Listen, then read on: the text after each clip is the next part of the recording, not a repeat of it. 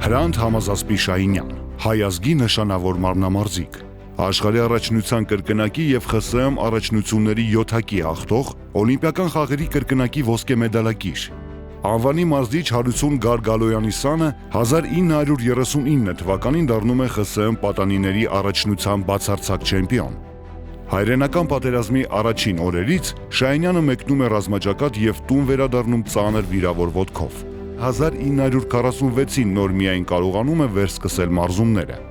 Հրանտ Շահինյանը 1952 թվականին դառնում է ժամանակակից օլիմպիական խաղերի առաջին հայ չեմպիոնը։ Հելսինկյան օլիմպիադայում Շահինյանի կատարած վարժություններից մեկը մարմնամարզության համաշխարհային ֆեդերացիայի որոշմամբ կոչվում է Շահինյանի պտուտան։ 1959 թվականին ավարտելով մարզական կարիերան Հրանտ Շահինյանը հիմնում է օլիմպիական հերթափոխի մասնագիտացված մարզադպրոց եւ դառնում դրա ղեկավարը։